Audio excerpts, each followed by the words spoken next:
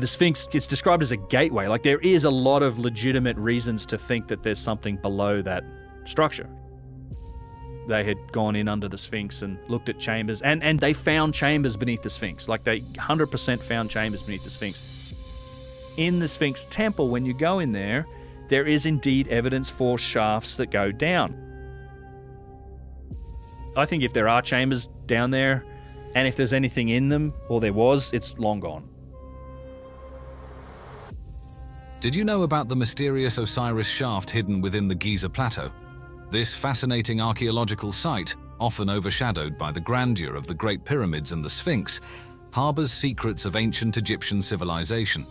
Though known since the late 19th century, it remained largely ignored as explorers focused on more prominent monuments.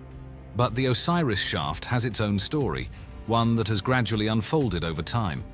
It wasn't until the 1990s that the Osiris Shaft began to receive the attention it deserved, thanks to the efforts of Zahi Hawass, a name familiar to many. He's documented the fact that Zahi's been enabling kind of secret expeditions digging and drilling around the Sphinx since the 1970s.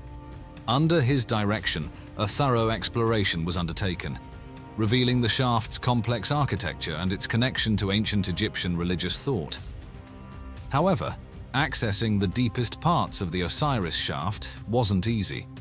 The team had to overcome the significant challenge of draining the water that had flooded its lower levels, particularly the third level, which was partially submerged. The same story of a great flood, which brought a former age of the world to an end. The effort required to bring in modern equipment and remove the water was immense, but it was crucial to unveiling the shaft's hidden secrets. The Osiris Shaft, with its 3 levels descending deep into the earth, turned out to be a remarkable puzzle of architecture, burial customs, and hidden treasures. The design itself is a marvel of ancient engineering, with each level serving a unique purpose. At the bottom, a large stone sarcophagus rests in a chamber partially filled with water, evoking the ancient Egyptian underworld. It's as if the Egyptians constructed their version of the afterlife deep within the Giza Plateau. The second level, with its 6 empty burial shafts, adds to the mystery.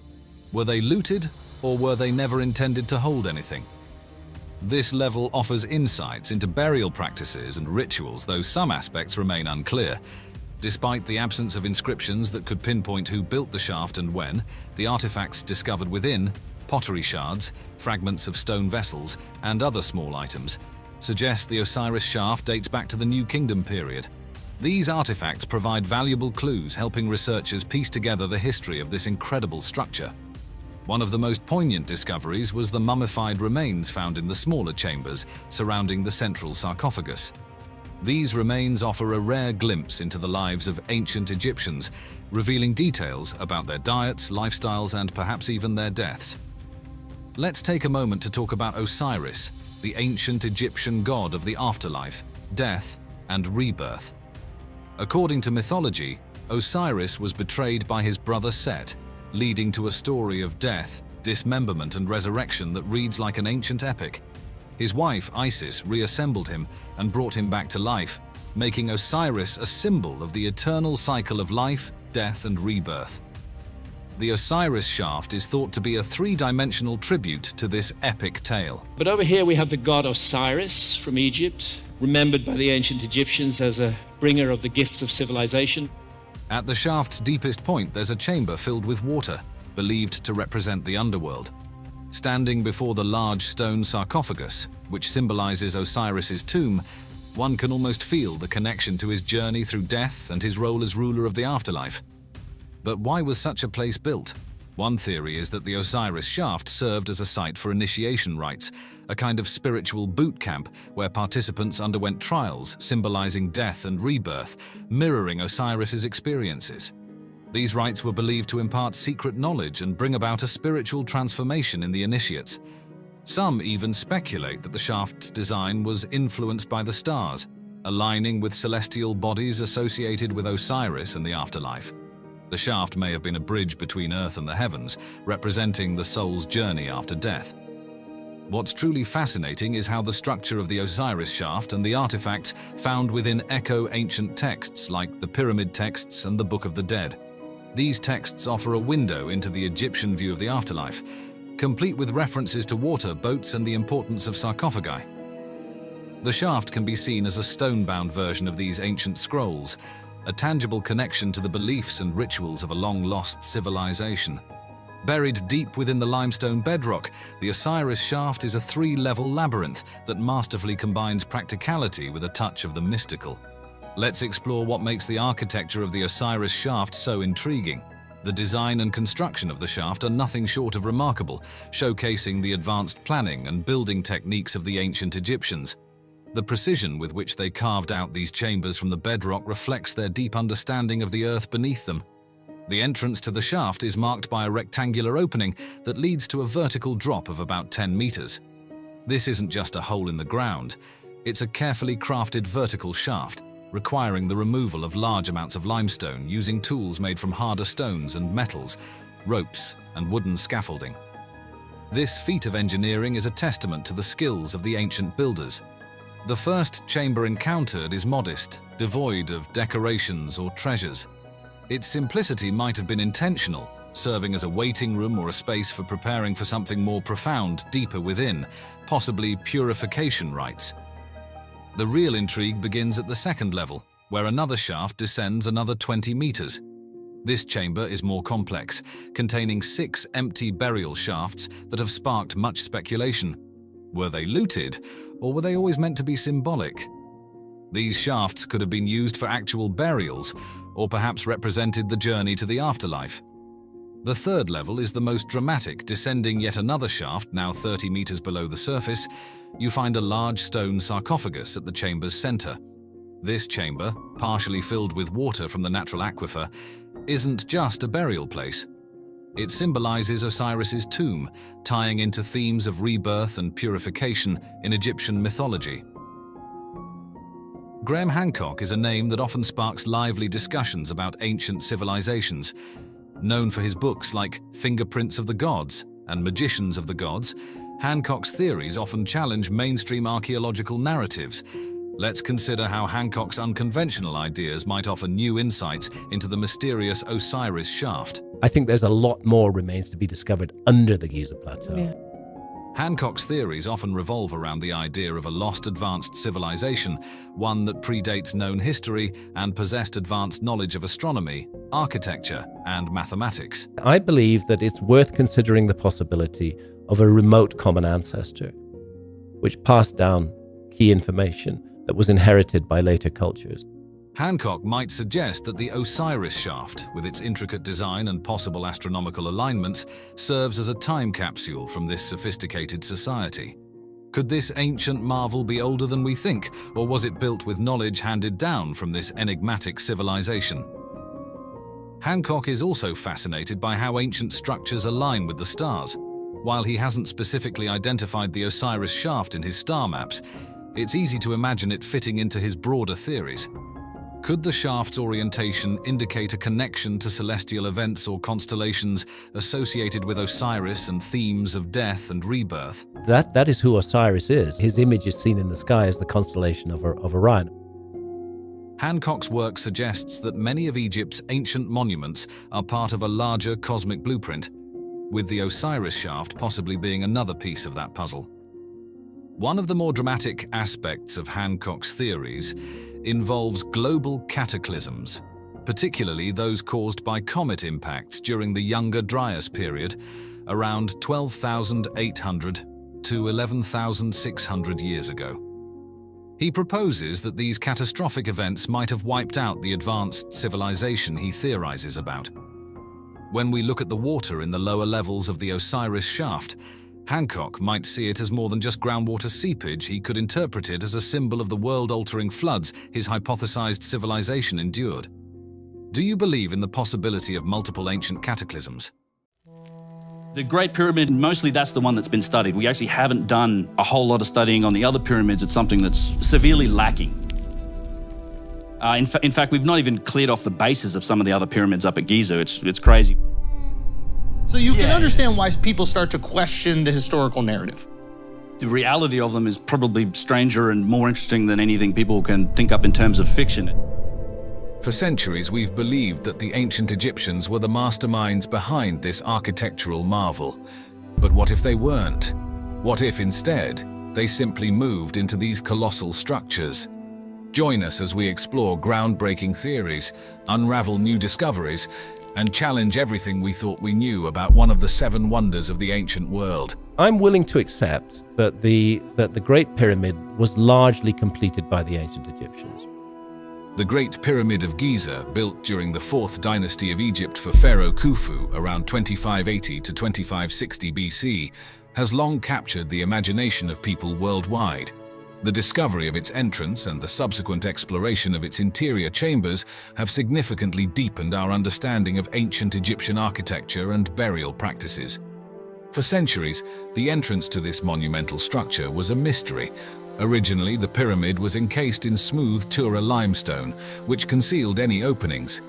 By the time explorers began their quest, most of this casing had been stripped away, revealing the underlying structure. The Great Pyramid was sealed. It was a sealed monument.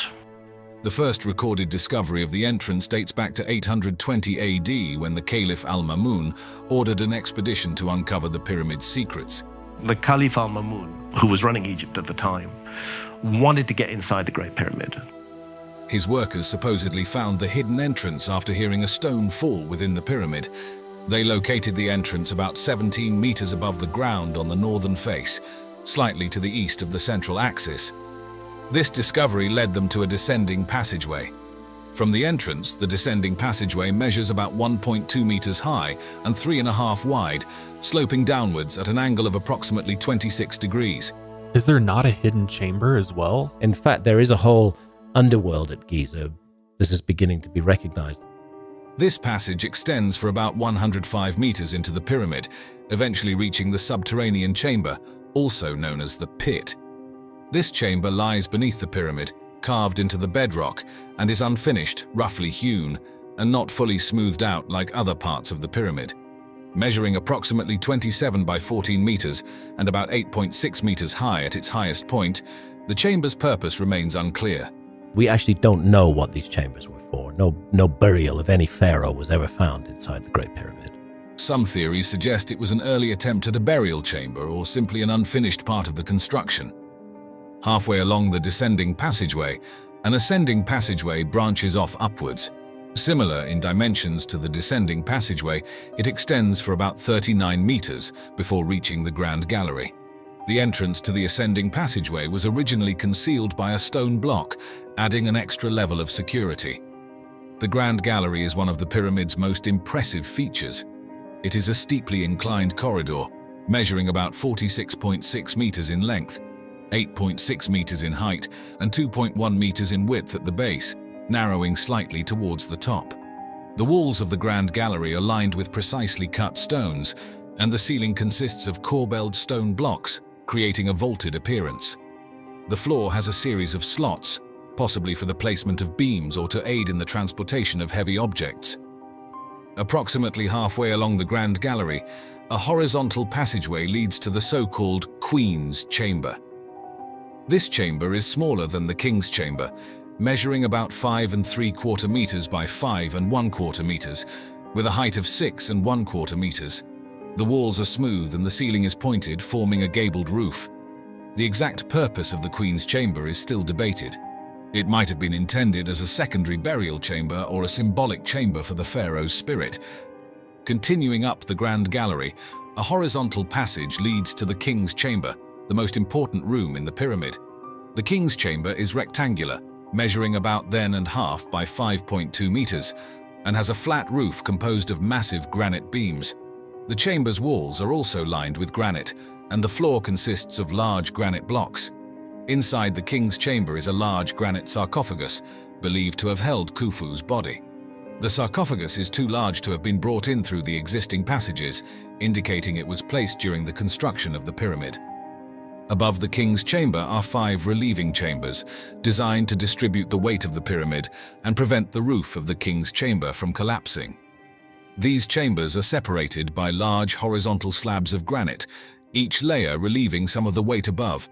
In recent times, advanced technologies like ground-penetrating radar and Moon tomography have been employed to explore the pyramid further.